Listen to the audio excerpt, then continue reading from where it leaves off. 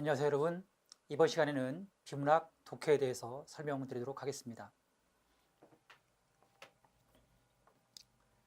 흔히 비문학이라고 하는데요, 이 비문학 부분은 크게 세 가지 영역으로 문제가 출제가 됩니다. 첫 번째는 이해 영역입니다. 두 번째는 표현 영역이 되겠고요. 세 번째는 논리 영역입니다. 비문학 문제를 분석해 보니까 크게 이렇게 세 가지 유형으로 전개가 되더라.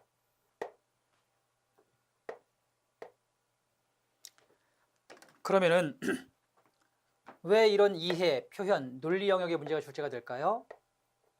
이러한 영역은, 즉 이해, 표현, 논리 영역은 여러분들께서 실제 공직에 등용되었을 때 이 공무원으로서의 어떤 직무 수행과 기본적으로 관계가 되는 능력입니다.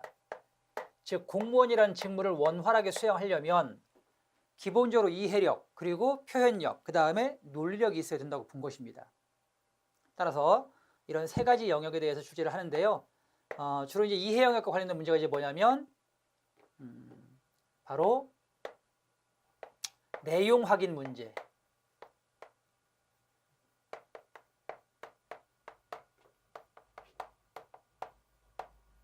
그 다음에 중심 내용이나 주제라고 하죠.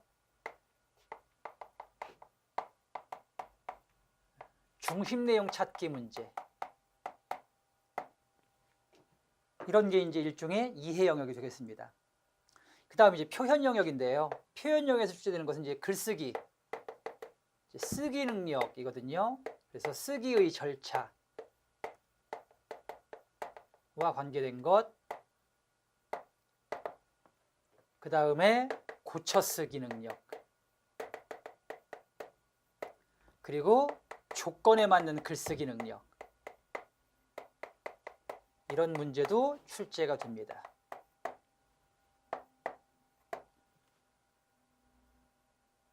그 다음에 이제 세 번째가 논리 영역인데요. 바로 이제 논리적 사고를 측정할 수 있는 문제가 되겠는데, 예를 들면 어떤 단락의 논리적인 연결,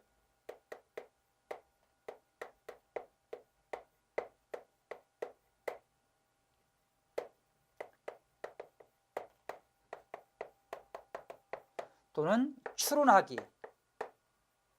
또는 비판적 사고, 비판하기, 이러한 문제들이 일종의 논리적 사고 영역입니다. 그래서 실제 여러분들이 시험에서 접할 수 있는 문제의 유형은 거의 대부분 지금 말씀드린 하나, 둘, 셋, 넷, 다섯 개, 여섯 개, 일곱 개, 여덟 개. 그 다음에 이제 이 표현 영역에서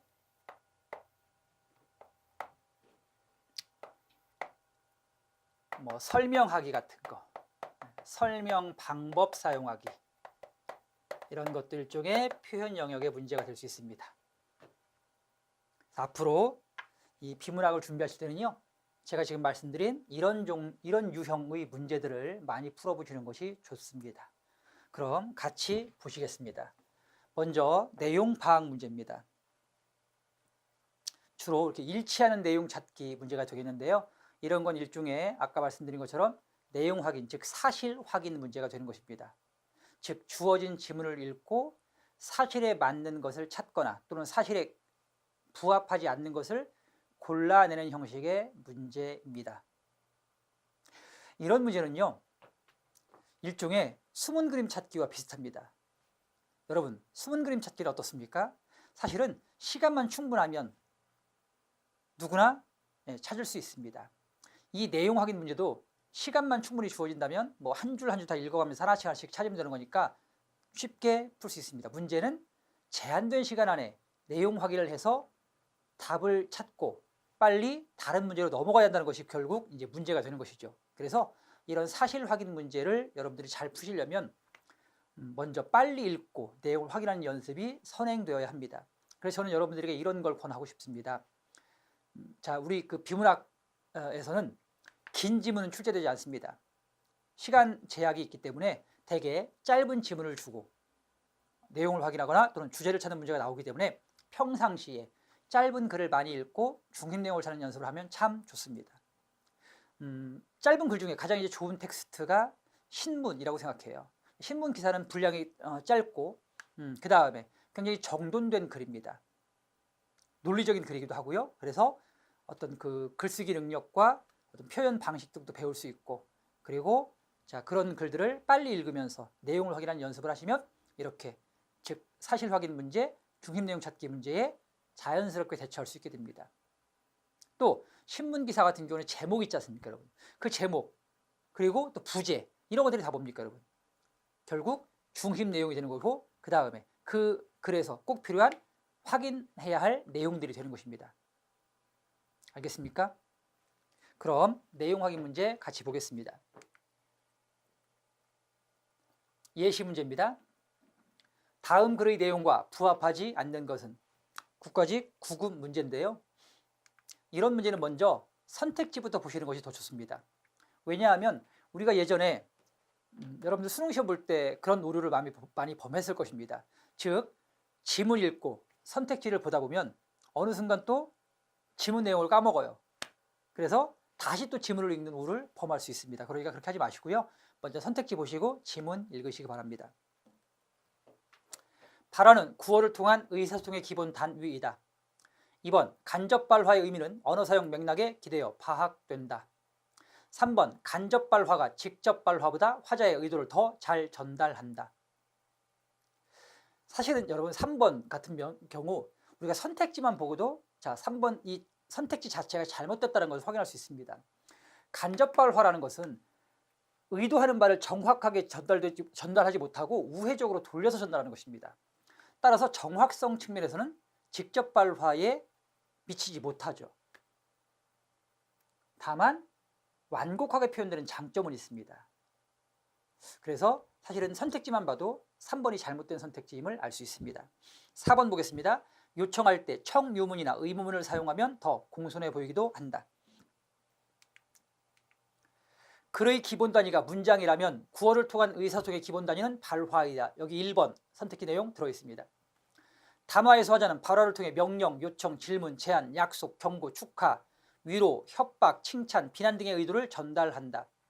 이때 화자의 의도가 직접적으로 표현된 발화를 직접발화, 암시적 혹은 간접적으로 표현된 발화를 간접발화라고 한다.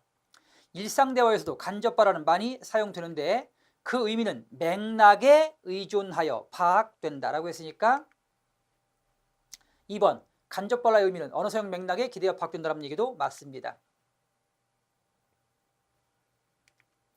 그 다음 덥다라는 발화가 창문을 열어라 라는 의미로 파악되는 것이 바로 대표적인 예이다. 방안이 시원하지 않다는 상황을 고려하여 청자는 창문을 열게 되는 것이다. 이처럼 화자는 상대방이 충분히 그 의미를 파악할 수 있다고 판단될 때 간접발화를 전략적으로 사용함으로써 의사소통을 원활하게 하기도 한다. 그 다음 공손하게 표현하고자 할 때도 간접발화는 유용하다. 남에게 무언가를 요구하려는 경우 직접발화보다 청유 형식이나 또는 의문 형식의 간접발화가 더 공손함이 드러난다.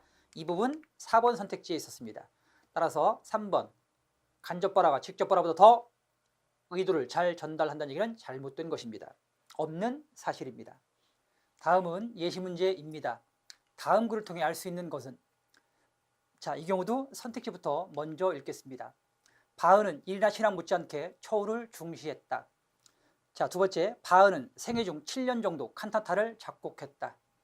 세 번째, 모차르트가 사망하던 당일 비의 날씨는 구렸다. 4번, 모차르트의 작품 수준은 자신의 경제적 상황과 반비례했다입니다. 요한 세바스티안 바흐는 경건한 종교음악가로서 천직을 다하기 위한 이상적 장소를 라이프치히라고 생각하여 27년 동안 그곳에서 열심히 칸타타를 써 나갔다고 알려졌다.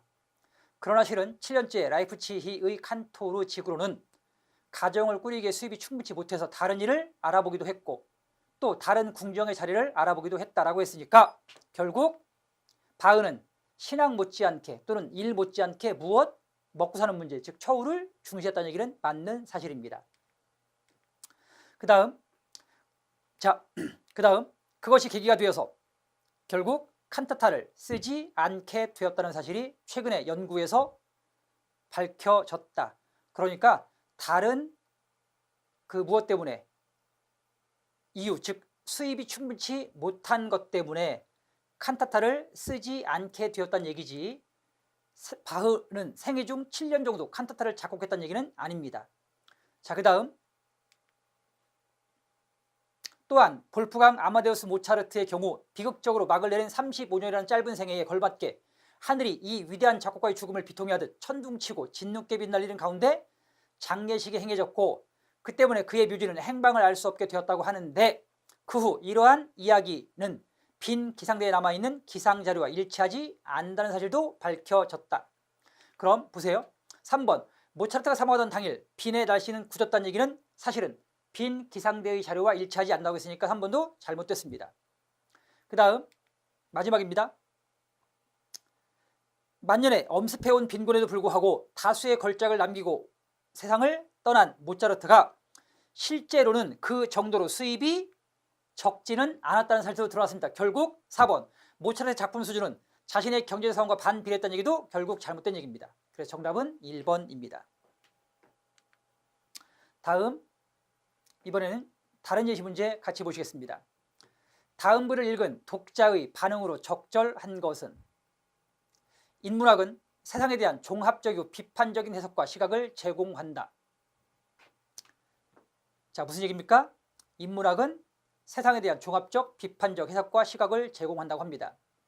인문학이 해석하는 세상은 지금 우리가 살고 있는 세상이다. 결국 무슨 얘기예요? 지금 우리가 살고 있는 세상에 대한 종합적이고 비판적인 해석과 시각을 무엇이 제공한다? 인문학이 제공한다는 얘기겠죠. 그럼 자 보겠습니다. 결국 이 글에서는 현대사회에서 인문학이 담당해야 할 역할에 대해서 첫 부분에서 말했지 않습니까? 즉 인문학은 지금 우리가 살고 있는 이 세상에 대한 종합적이고 비판적인 해석과 시각을 제공해 준다. 따라서 정답, 글쓴이가 말하고자 하는 중심 내용은 결국 현대사회에서 인문학이 담당해야 할 역할에 대해서 말하고 있다가 되겠습니다. 그 다음 자 예시 2 보겠습니다. 다음 글의 중심 내용으로 가장 적절한 것은? 역시 자 중심 내용 찾기입니다. 앞서 말씀드린 듯이 이런 중심 내용, 즉 제목 찾기 또는 중심 내용 찾기, 주제 찾기 모두 같은 유형의 문제인데요. 이런 문제 확인하는 방법 알려드리겠습니다. 주제 찾기 방법. 첫 번째, 대개의 글에서 주제는 앞이나 끝에 옵니다, 여러분. 왜? 실제 90% 이상의 글이 두괄식 구성이거나 미괄식 구성이에요. 주제가 앞에 있는 것을 두괄식, 주제가 뒤에 있는 것을 미괄식 구성이라고 하는데 90% 이상의 글이 앞이나 끝에 오는 두괄식 또는 미괄식 구성입니다. 두 번째입니다. 주제는 일반적 진술입니다. 그러니까 만약 일반적인 진술의 문장과 구체적인 진술의 문장이 나란히 있으면 그때는 일반적 진술의 문장이 뭐가 된다? 주제가 됩니다. 세 번째,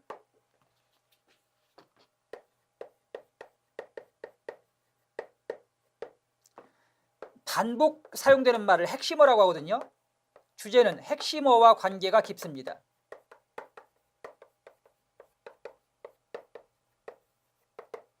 네 번째, 예시나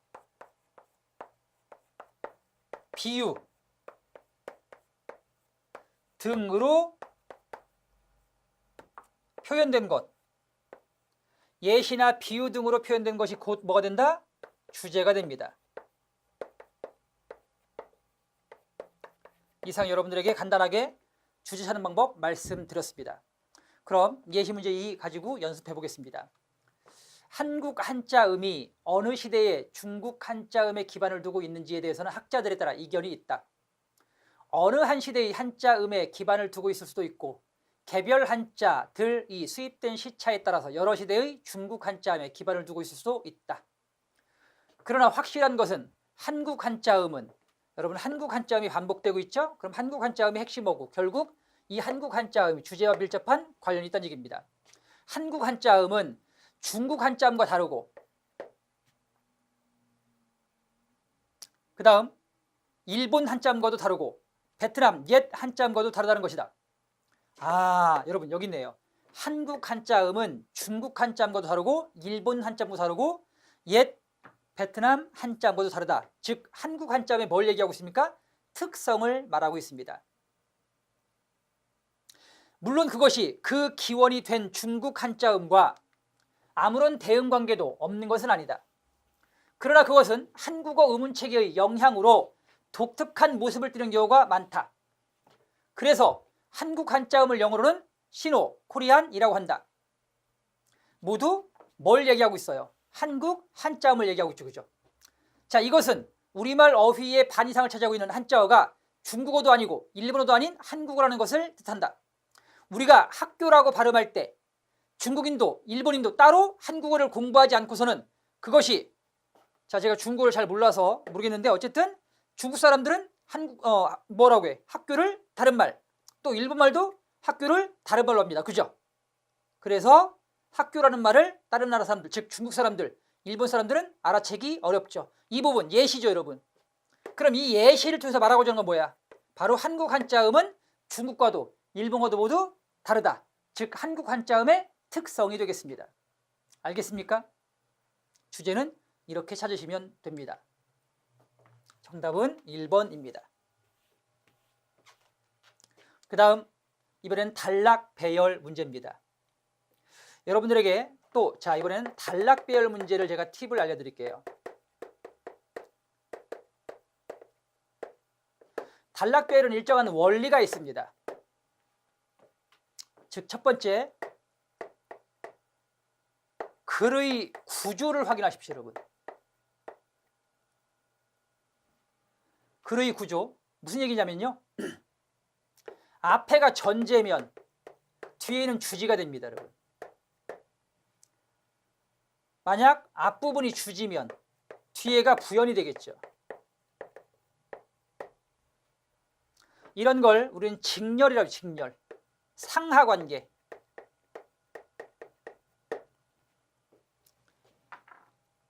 주지는 문장에서, 그러니까 그 단락에서의 소주제를 말합니다. 소주제. 그러니까 소주제가 뒤에 있으면 앞에 것은 전제가 되고요. 소주제가 앞에 있으면 뒤에 것은 부연, 덧붙이는 내용이 되는 거겠죠.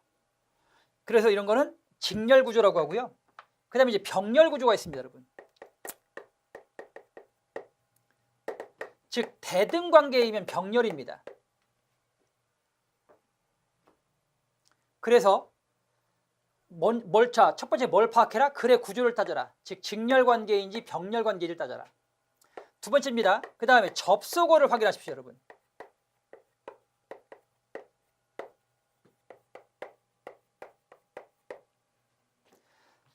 접속어를 알면 역시 단락의 순서를 배열할 수 있습니다. 접속어에는 먼저 역접관계 접속어가 있죠, 여러분. 그러나 이런 역접관계 접속어는 앞과 뒤가 어떻다? 상반된다. 그렇죠? 자, 그 다음에 인과관계 접속어가 있죠, 여러분. 인과관계 접속어는 역접은 상반관계고요. 그 다음에 인과관계는 그래서, 그러므로 뭐 이런 거거든요. 이런 접속들은 앞에가 원인일 때 쓰죠. 원인 결과의 관계입니다. 역접은 상반관계니까 그러나 하지만 등이 되겠고요. 즉 이런 말이 나오면 앞과 뒤가 서로 반대된다.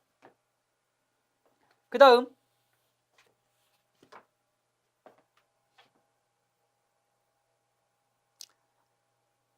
환원관계의 접속어가 있습니다, 여러분. 환은 바꿀 환자, 말 언자. 그래서 말을 바꿀 때 쓰는 겁니다. 다시 말해. 즉 이렇게 이런 것을 환원관계라고 하는데요. 이런 환원관계 접속어가 오면 앞에 것과 뒤에 것이 연결되죠. 그렇죠? 앞에는 일반적인 것, 뒤에는 구체적인 것이 되는 겁니다. 그 다음에 예시관계. 예컨대. 그러면 이런 접속어가 오면 반드시 앞부분은 주지, 뒷부분은 예시가 되는 겁니다. 이렇게 접속어를 확인하면 단락의 순서를 찾을 수 있습니다. 그 다음 세 번째, 지시어입니다. 지시어. 지시 표현을 찾습니다, 여러분. 지시 표현이 지시하는 대상. 그래서 지시 표현을 확인하시면 됩니다. 그리고 이렇게 글의 구조, 접속어 확인, 지시 표현을 확인해서 뭐 한다? 한 가지의 힌트만 찾습니다, 여러분.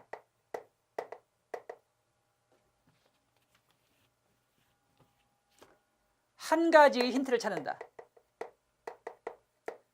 그 다음 문제는 객관식입니다. 따라서 그 다음에 이제 첫 번째 단락별 확인, 글의 구조, 그 다음에 단락별 원리를 확인, 원리를 통해 어떻게 해라? 한 가지 힌트를 찾는다. 단락별 원리는 앞서 말씀드린 이런 것들입니다.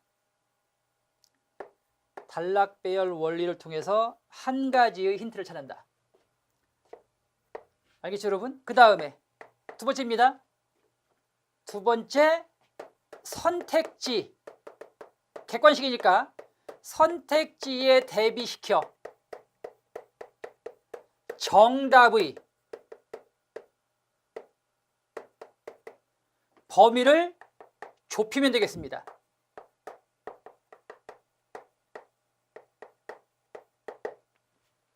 마지막 세 번째, 그래놓고 최종적인 정답을 확인한다. 정답을 찾는다. 이런 식으로 문제를 해결하시면 됩니다. 한 가지의 힌트만 찾으십시오. 자, 그럼 저와 함께 연습해 보겠습니다. 예시 문제 보겠습니다.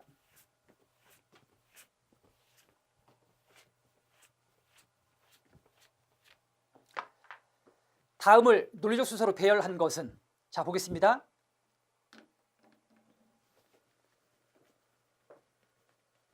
먼저 니을 보십시오. 그러나라는 역접의 접속어가 있습니다. 그러나 밤에도 빛을 이용해 보겠다는 욕구가 관솔불, 등잔불, 전등을 만들어냈고 라고 했습니다. 그러면은 그 앞에는 이것과 반대되는 내용이 와야 되겠죠. 그렇죠? 자, 반대되는 내용이 뭐겠습니까? 디귿해 보세요. 인간은 오랜 세월 태양의 움직임에 따라 신체 조건을 맞춰 왔다. 자, 근데 하지만 밤에도 빛을 이용해 보겠다는 욕구가 관솔불, 등잔불, 전등을 만든 것이죠. 따라서 자, 상반되는 내용인 디귿과 리을이 서로 나란히 오면 됩니다. 디귿 뒤에 뭐가 오면 된다? 리을이 오면 됩니다. 그럼 이제 한 가지 힌트를 찾았으니까 정답의 범위를 좁히시기 바랍니다. 디귿, 리을로 연결된 건 1번 또는 3번이 되는 것입니다. 그럼 일단 정답의 범위가 좁아졌습니다. 그 다음에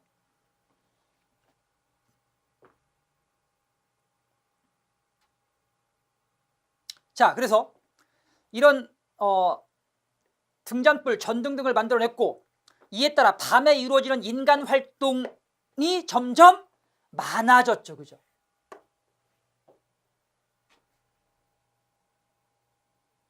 그 덕분에 밤에 인간 활동이 많아지면서 결국 인류 문명은 더 발달될 수 있었던 것입니다. 따라서 디귿, 리을 다음에 뭐가 오면 돼요?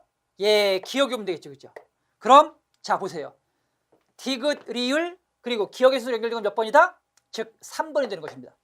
이렇게 한 가지의 힌트를 찾고 정답의 범위를 좁혀서 최종적인 답을 찾는 방식으로 문제를 해결하시면 됩니다. 하나 더 보시겠습니다.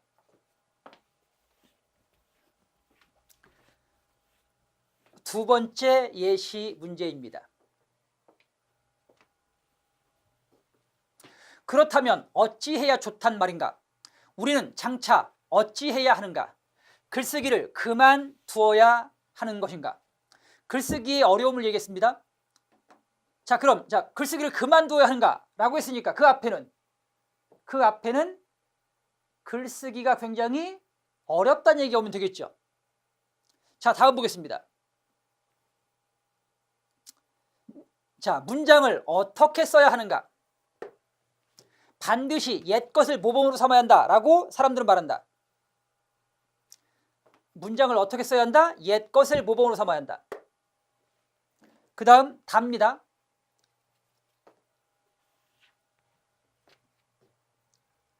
아하, 옛것을 모범으로 삼는 사람은 낡은 자취에 구애되는 것이 병이고 새것을 만들어내는 사람은 상도에서 벗어나는 것이 탈이다. 참으로 옛것을 모범으로 삼되 변통할 줄 알고 새것을 만들어내되 법도가 있게 할 수 있다면 지금 글이 옛날과 같은 글이 될 것이다. 글쓰기의 올바른 방법을 얘기했네요. 그럼 다가 마지막에 와야 되겠죠, 그죠? 예, 글쓰기의 올바른 방법을 얘기한 거니까. 자, 그 다음 나와보겠습니다. 그렇다면 새 것을 만들어야 하는가?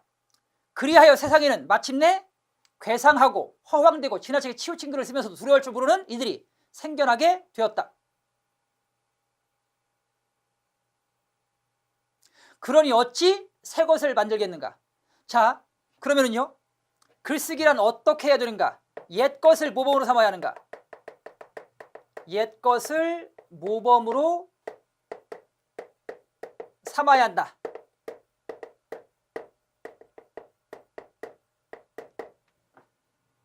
그게 어디였죠, 여러분? 자, 옛 것을 모범으로 삼아야 한다. 자, 그게 자, 그죠? 예, 나였습니다. 나. 옛 것을 모범으로 삼아야 한다. 그 다음에 근데 옛 것을 모범으로 삼는 것은 그리하여 세상에는 마침내 옛 것을 모방하면서 부끄러운 줄 모르는 사람들이 생겨나게 됐습니다. 문제가 있죠, 그렇죠? 문제가 있다. 그래서 옛 것을 모범으로 삼으면 안 된다는 얘기가 되겠죠. 그럼 어떻게 해야 돼? 자, 다음 다죠, 그렇죠? 다. 자, 그럼 어떻게 해야 되는가? 아니다, 다가 아니라 그렇다면 자, 라입니다. 라. 그렇다면 새 것을 만들어야 하는가, 그렇죠? 옛 것을 모범으로 삼아서 안 된다고 했으니까 다음은 뭐가 와야 돼? 라인 새 것을 자 만들어야 하는가? 이렇게 해야만 자 서로 이제 무슨 관계가 되는 거야? 나와 라가 대등관계.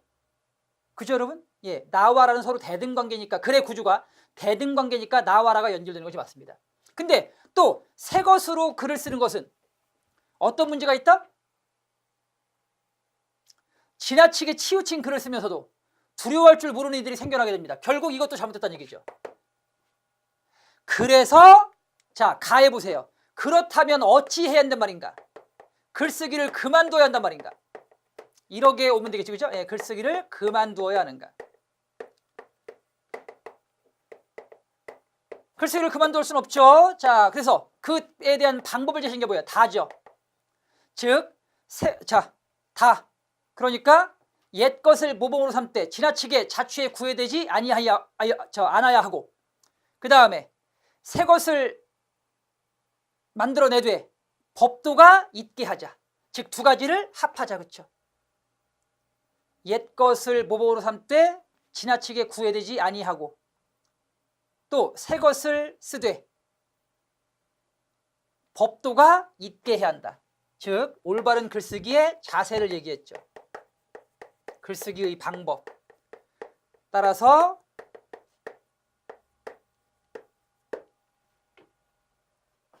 순서는 나라, 가, 다로 연결되면 되겠습니다. 알겠습니까? 나라가다, 나라가다. 정답은 몇 번이다? 예, 나라가다. 즉 4번입니다. 이상 단락 순서 배열 문제 풀어봤습니다. 다시 한번 말씀드리면 글의 구조를 확인해서 한 가지의 힌트를 찾으시고 그 다음 그 한 가지 힌트를 선택지에 대입시켜서 정답의 범위를 좁힌다.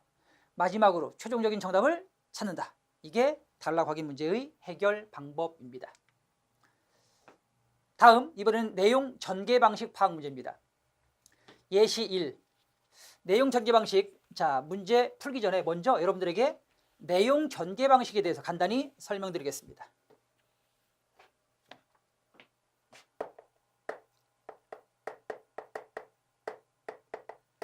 내용 전개 방식은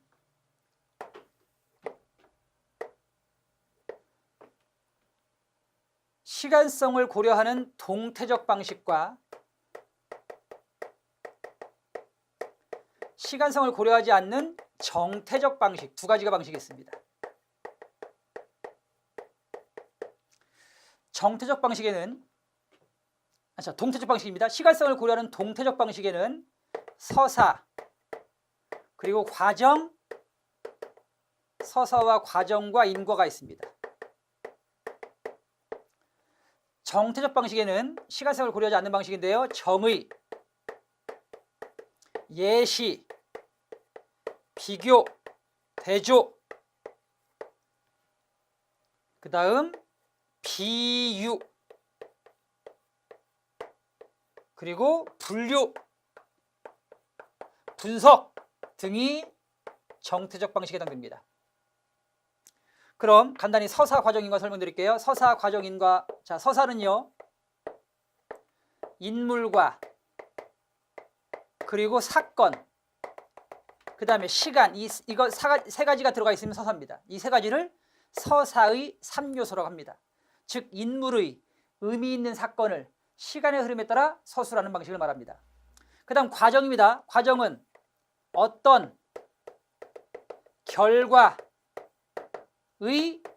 절차, 결과에 이르게 된 이르기까지, 어떤 결과에 이르기까지의 단계를 설명합니다. 단계. 그게 과정입니다. 그 다음 인과는 원인과 결과, 자, 결과에 대한 원인을 밝히죠.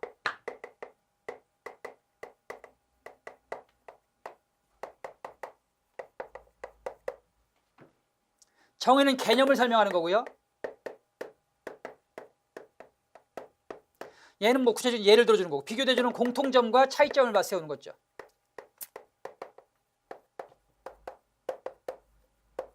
비유는 유사한 대상에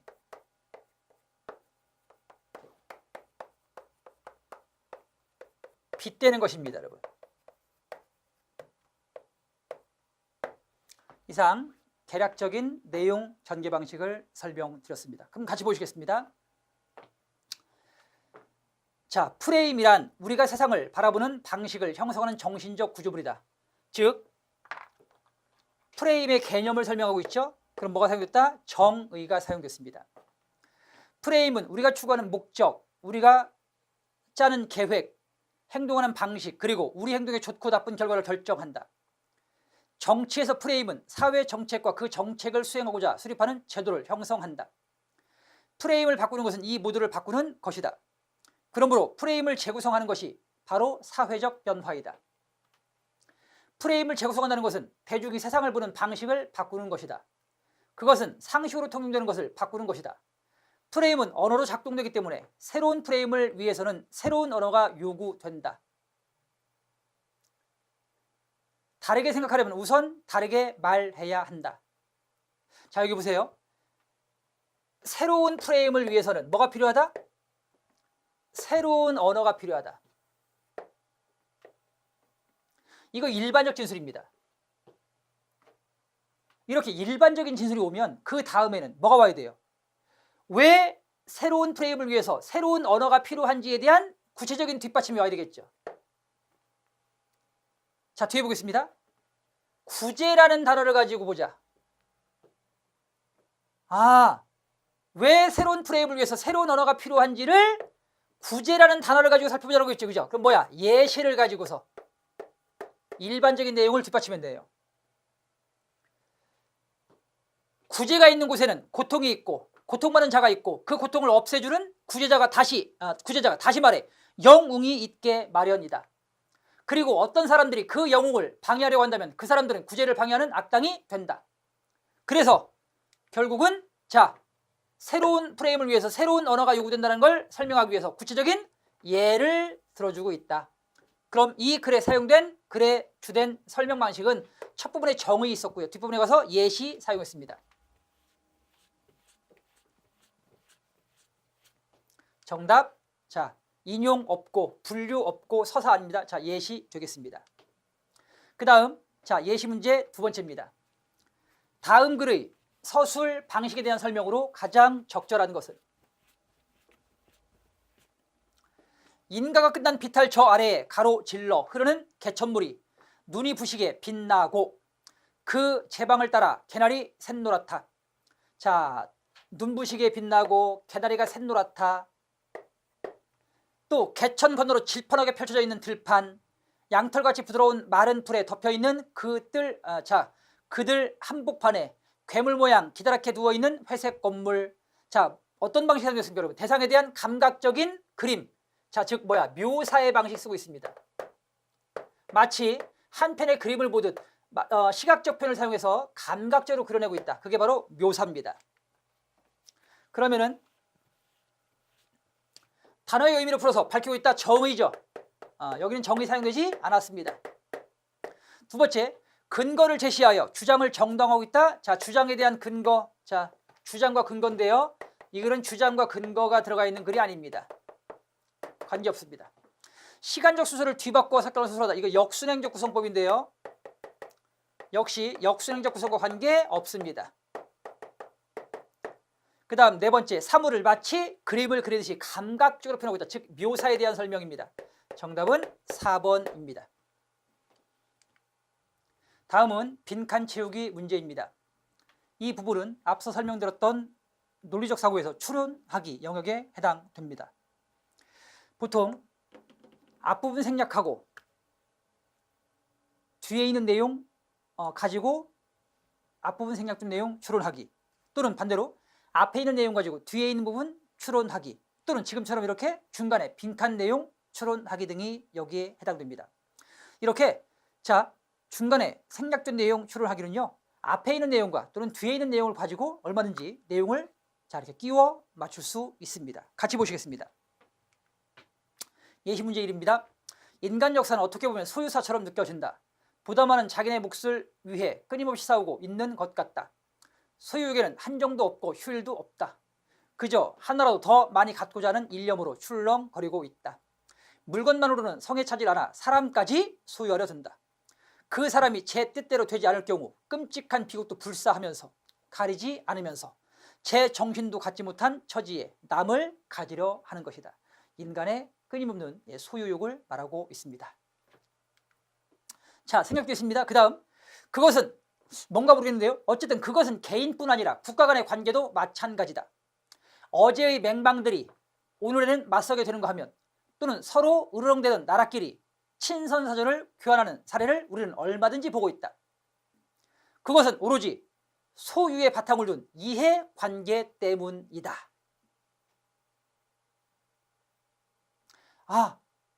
자, 지금 금방 이렇게 국가 간의 맹방들이 갈라지고 대립됐던 나라가 서로 친선사전을 교환하는 것은 소유에 대한 이해관계 때문이라고 했죠. 그렇죠?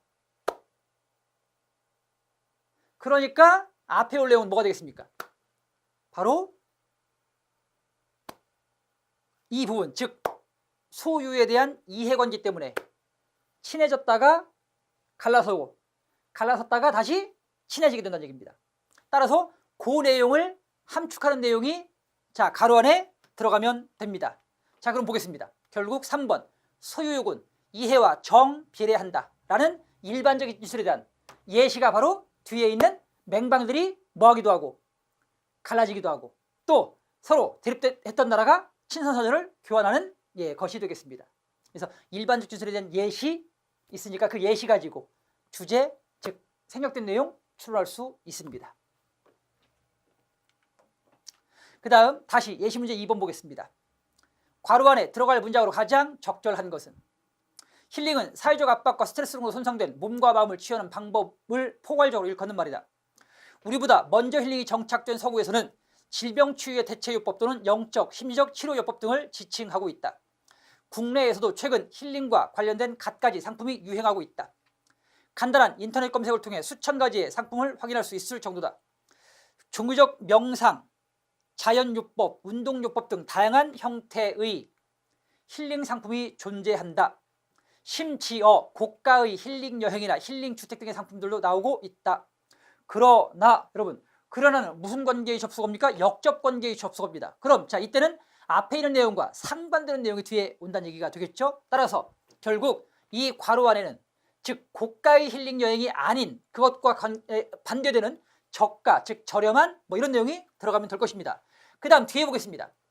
우선 명상이나 기도 등을 통해라고 했습니다. 자, 그럼 명상이나 기도를 포함할 수 있으면서 고가와는 반대되는 내용, 즉 저렴하면서 명상이나 기도처럼 쉽게 할 수 있는 것, 뭐 이런 내용이 들어가면 되겠죠. 자, 그럼 정답 무엇입니까? 그렇죠, 2번.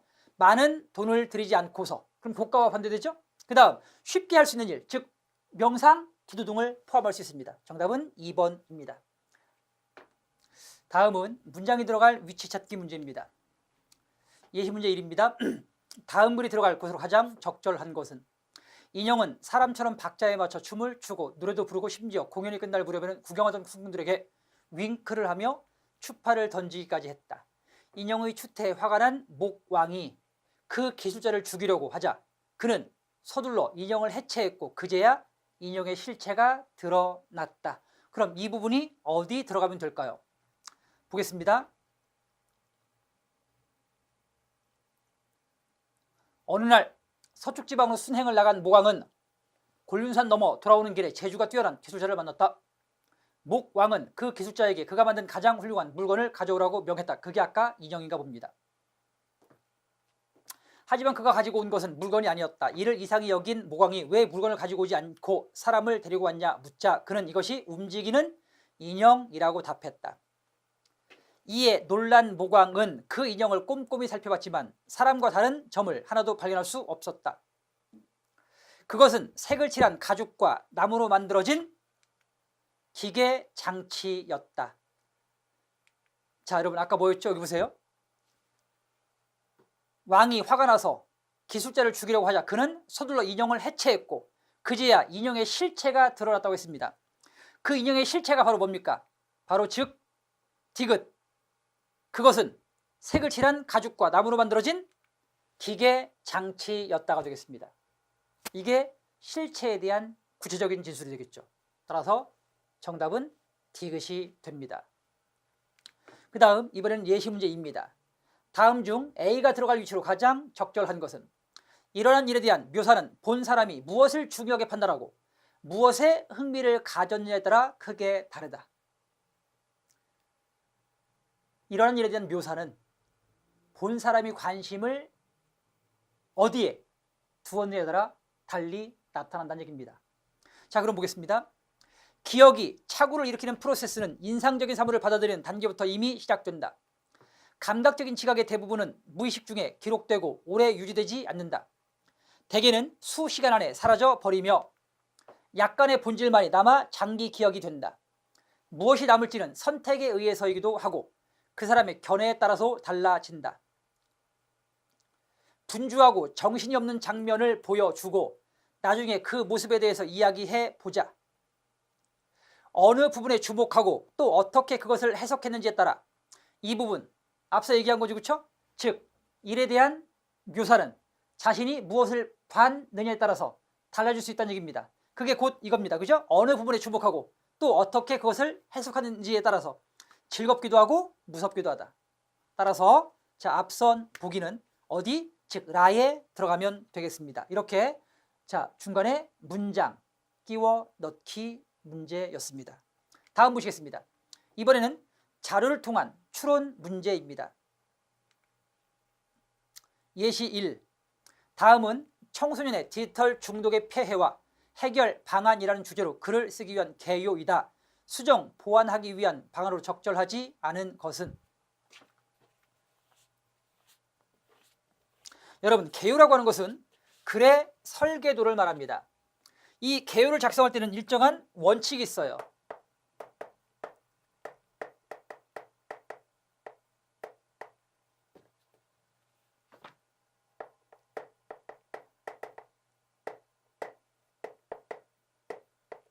첫 번째,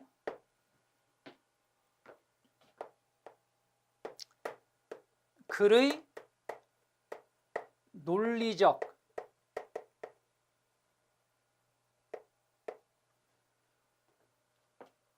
절차에 따른다.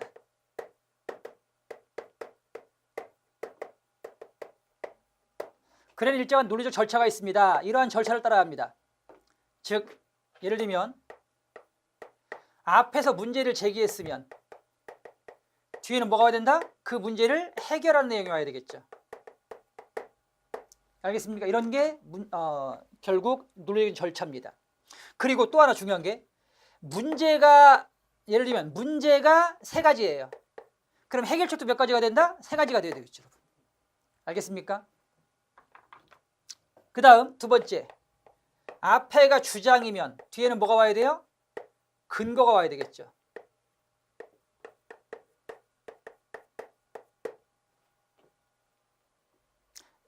자, 또 3번째, 앞에가 일반적 진술이면 뒤에는 구체적인 진술이 와야 됩니다.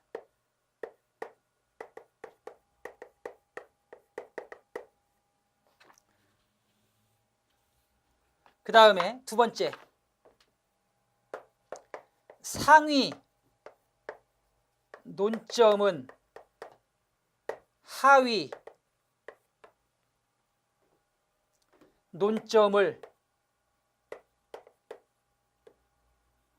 상위 논점은 하위 논점을 포함해야 합니다, 여러분.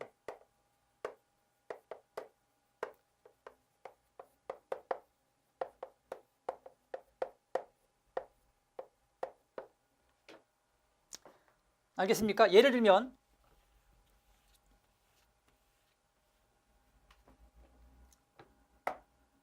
자, 이거 보세요.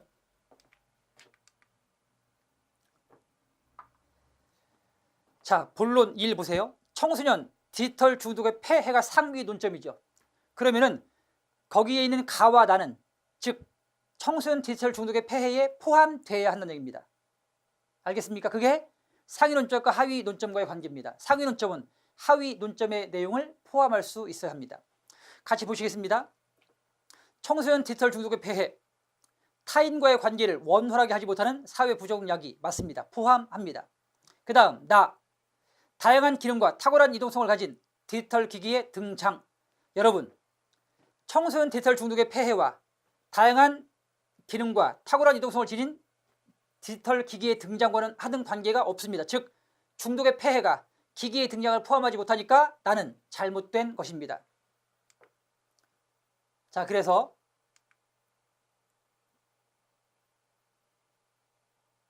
자, 즉 니은은 2-1과 관련된 내용이 아니므로 결국 삭제하는 것이 맞습니다. 다음 보겠습니다.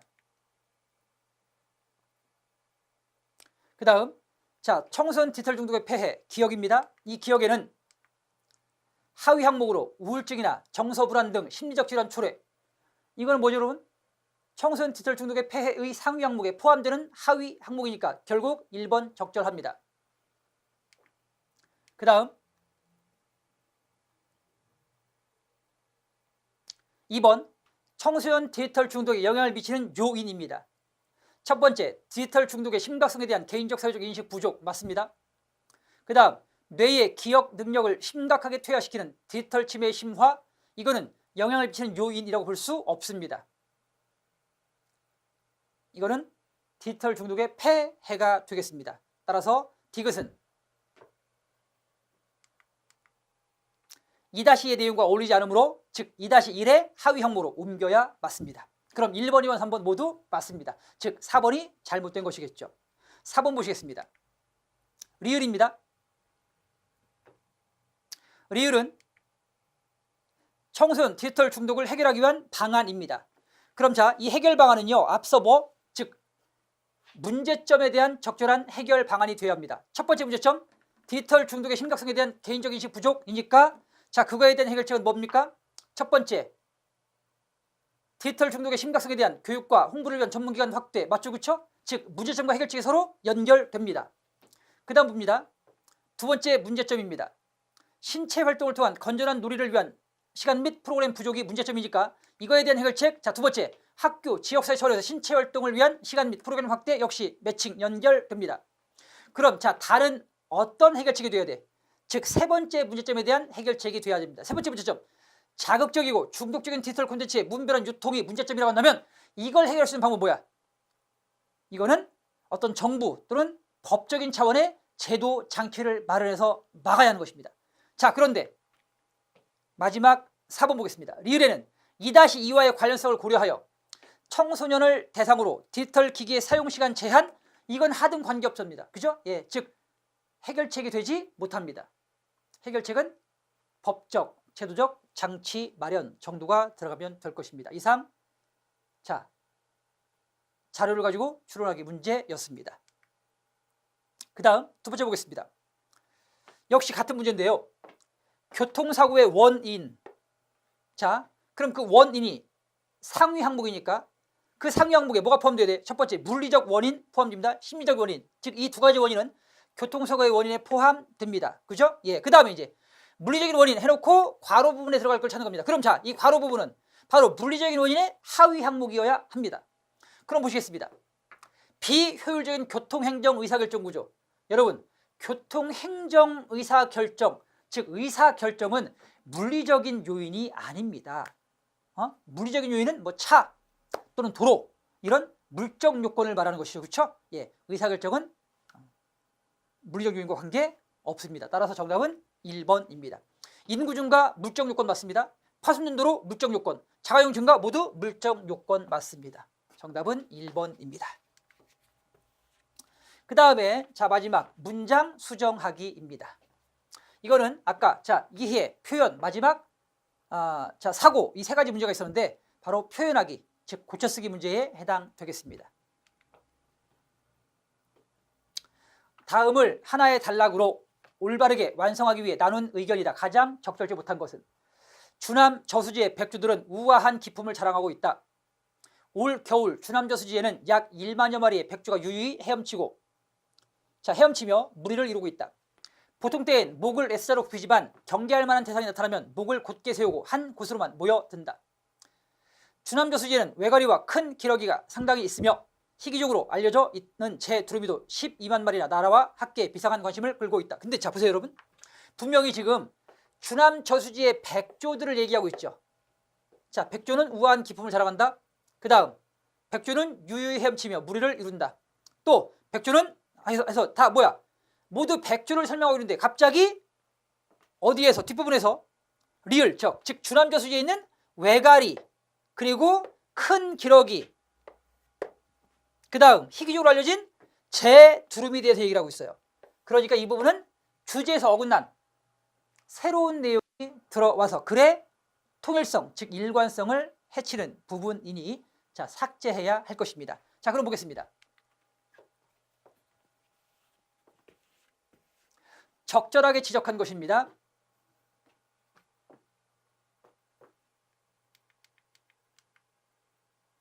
자 바로 리을은 단락 전체의 내용에서 벗어나는 내용이니까 삭제해야 합니다.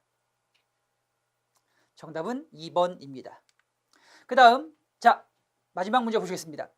예시 문제입니다. 기역 리을을 고친 내용으로 적절하지 않은 것은 자본주의 체제에서 모든 계층의 사람이 똑같이 많이 벌고 똑같이 잘 살기를 바랄 수는 없다.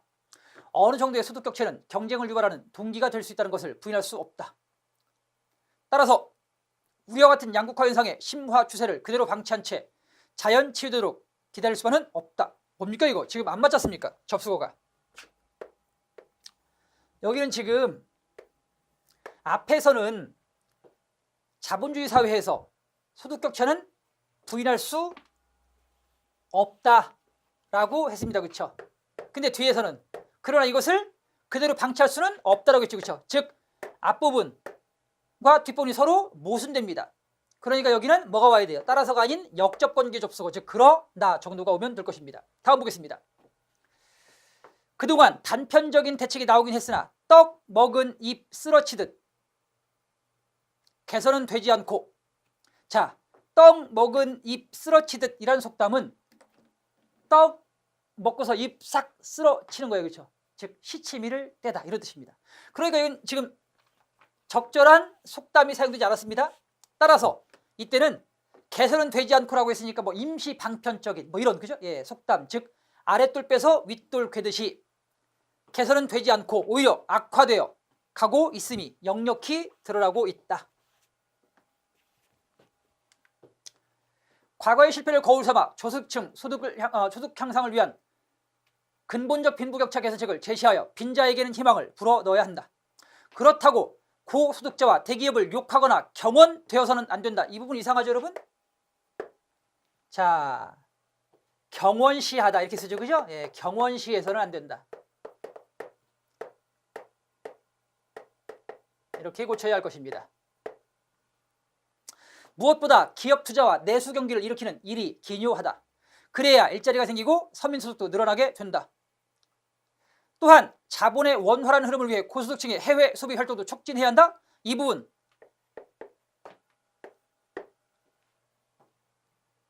자, 기업의 내수 경기를 일으키는 일이 기요하다. 그리고 일자리가 생기고 소득이 늘어난다. 이 얘기와 고소득층의 해외 소비 촉진은 전혀 관계가 없습니다. 따라서 글의 내용과 관계없으므로 이 부분은 삭제해야 할 것입니다.